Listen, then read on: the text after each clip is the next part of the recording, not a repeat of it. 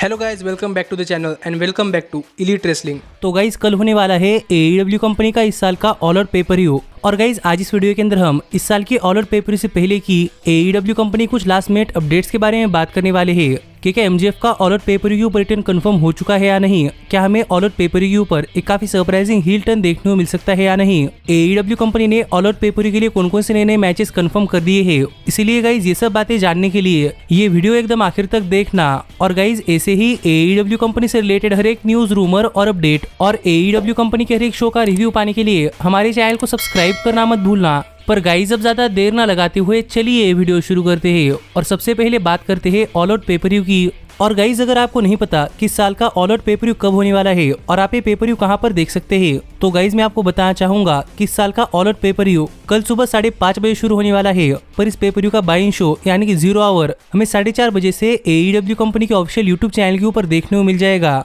और हमें official pay per view 5:30 बजे से इंडिया के अंदर यूरो स्पोर्ट्स टीवी चैनल के ऊपर देखने को मिल जाएगा, जो टीवी चैनल आप अपने टीवी के ऊपर या फिर जियो टीवी के ऊपर भी देख सकते हैं। जो कुछ बातें थी जो मुझे लगा कि आपको इस साल का ऑल आउट पेपर व्यू शुरू होने से पहले बता देनी चाहिए। पर गाइज इसी के साथ AEW कंपनी ने इस साल के ऑल आउट पेपर व्यू के लिए और भी कई सारे मैचेस कंफर्म कर दिए हैं, क्योंकि गाइज हमने पिछले वीडियो के अंदर ऑल आउट पेपर व्यू कुछ मैचेस के बारे में बात की थी। पर हाल फिलहाल में AEW कंपनी के सभी शोज खत्म होने के बाद और भी कई सारे मैचेस इस साल के ऑल आउट पेपर व्यू के लिए कंफर्म हो चुके हैं। और अगर यहाँ पर हम शुरुआत करें बाइंग शो से, तो गाइज बाइंग शो के लिए सबसे पहला मैच जो कि AEW कंपनी ने इस साल के ऑल आउट पेपर व्यू के लिए कंफर्म कर दिया है, वो है सैमी गेवेरा और टाई कॉन्टी और ओर्टिज और रूबी सोहो इनके बीच में triple E mixed gender tag team championship के लिए एक mixed gender tag team match, जो मैच हमें इस साल के ऑल आउट पेपर व्यू पर शायद तीसरी बार देखने को मिलने वाला है। और इस बार भी ये मैच मेरे हिसाब से एक ठीक ठाक सा मैच हो सकता है। पर जहां तक बात इस मैच की विनर की, तो गाइस हमें फिर एक बार यहाँ पर सैमी गेवेरा और टाई कॉन्टी ये मैच जीतते हुए दिखाई दे सकते हैं, क्योंकि मुझे नहीं लगता कि वो अपने triple E mixed gender tag team championships हारने वाले हैं।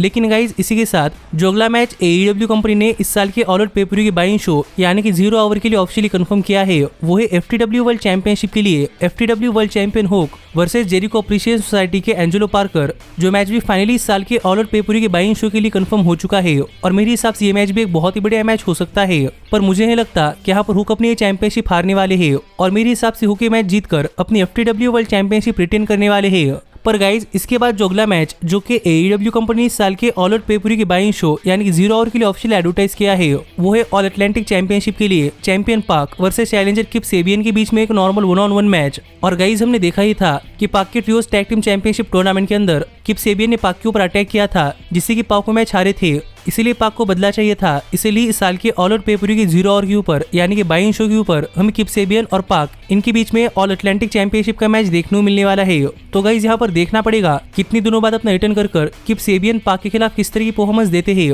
और पाक और किप सेबियन का ये मैच कितना बढ़िया मैच होता है। पर जहां तक बात इस मैच की विनर की, तो गाइज मेरे हिसाब से पाक ये मैच जीतने वाले हैं और पाक रहने वाले स्टिल ऑल अटलांटिक चैंपियन। लेकिन गाइज जिसके बाद जो आखिरी मैच जो कि AEW कंपनी ने इस साल के ऑल आउट पेपर व्यू की बाइंग शो के लिए यानी कि 0 आवर के लिए ऑफिशियल एडवर्टाइज किया है, वो है एडी किंगस्टन और टोमोहिरो इशिई के बीच में एक नॉर्मल 1-on-1 मैच, जहां पर हमें न्यू जापान प्रो रेसलिंग का एक रीमैच इस साल के ऑल आउट पेपर व्यू की बाइंग शो के ऊपर देखने को मिलने वाला है, क्योंकि ये मैच पहले भी न्यू जापान प्रो रेसलिंग के अंदर हो चुका है, जहां पर टोमोहिरो इशिई ने मैच जीता था। इसीलिए गाइज यहाँ पर मुझे ऐसा लग रहा है कि मैं शायद इस बार एडी किंगस्टन मैच जीतते हुए दिखाई दे सकते हैं। और वैसे भी इस मैच के लिए कोई बैक स्टोरी नहीं है और इसीलिए ये मैच प्री शो के ऊपर हो रहा है। पर इतनी मैचेस है जो कि AEW कंपनी ने इस साल के ऑल आउट पेपर व्यू की बाइंग शो यानी कि प्री शो के लिए ऑफिशियल एडवर्टाइज किए हैं, जिसे कि AEW कंपनी 0 आवर भी कह रही है। पर इसके बाद जो अगले मैचेस जो कि AEW कंपनी ने इस साल के official all out pay per view के लिए कंफर्म किए हैं, उन मैचेस में से पहला मैच जो कि मेन कार्ड के ऊपर में देखने को मिलने वाला है, वो है House of Black versus Darby Allin, Sting और मीरो, एक 6-मैन टैग टीम मैच।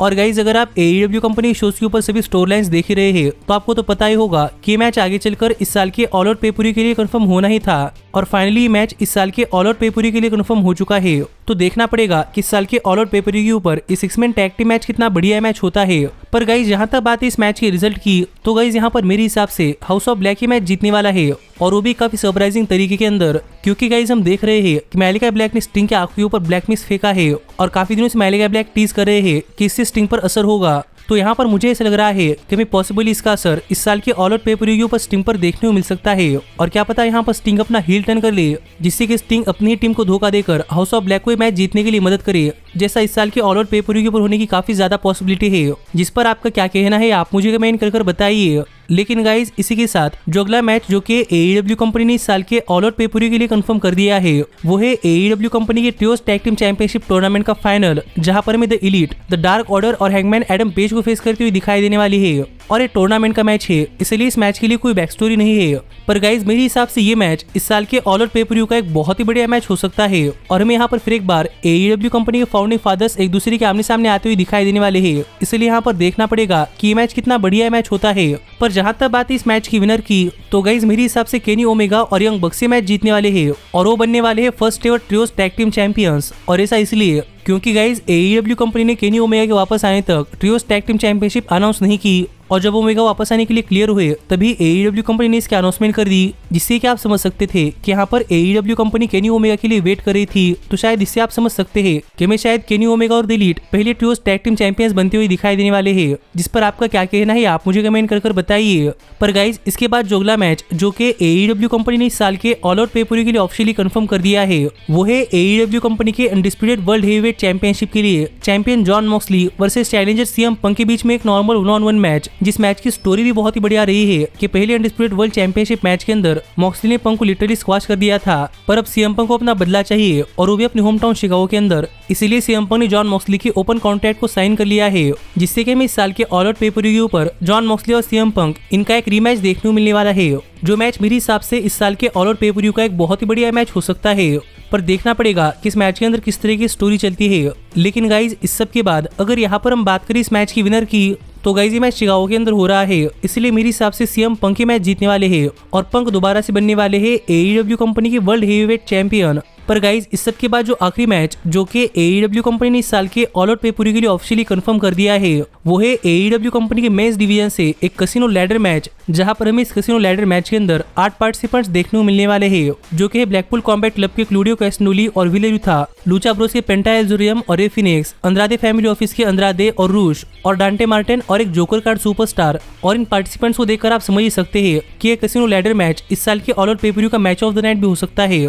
और इस मैच के रूल्स मैंने आपको लास्ट वीडियो के अंदर ही बता दिए हैं। लेकिन गाइस इस मैच के अंदर एक काफी सरप्राइजिंग चीज होने वाली है कि इस मैच के अंदर एक जोकर कार्ड सुपरस्टार आने वाला है। और गाइस काफी सारे स्पेकुलेशन सामने आ रहे हैं कि जोकर कार्ड कोई और नहीं बल्कि रिटर्निंग सुपरस्टार MJF होने वाले हैं। और इसी के ऊपर बात करते हुए हाल फिलहाल में रेसलिंग ऑब्जर्वर डेव मैडजर ने भी कहा था कि टोनी खान ने कहा था कि इस साल के ऑल आउट पेपर तक टोनी खान का रोस्टर सबसे बढ़िया होने वाला है और ऑल आउट पेपर तक सभी सुपरस्टार्स वापस आने वाले हैं, जिसका मतलब कि यहाँ पर MJF भी वापस आने वाले हैं, जो बातें डेव मैडजर ने अपनी तरफ से कंफर्म कर दी है। इसीलिए गाइस मुझे भी ऐसा लग रहा है कि मैं इस कैसीनो लैडर मैच के अंदर MJF अपनी वापसी करते हुए दिखाई दे सकते हैं। और अगर ऐसा होता है तो गाइस मेरे हिसाब से MJF ही मैच जीतने वाले हैं और MJF बनने वाले हैं वर्ल्ड चैंपियनशिप के लिए नंबर 1 कंटेंडर। और इसी के साथ इस जोकर स्पॉट के लिए काफी सारे अलग अलग सुपरस्टार्स भी आ सकते हैं, जैसे कि एडम कोल, समोआ जो या फिर शॉन स्पियर्स। पर यहाँ पर MJF के आने काफी ज्यादा चांसेस है, जिस पर आपका क्या कहना है आप मुझे कमेंट कर बताइए। और यही कुछ लास्ट मिनट अपडेट्स, न्यूज और रूमर्स थे जो कि मुझे लगा कि आपको इस साल का ऑल आउट पेपर होने से पहले जान लेने चाहिए।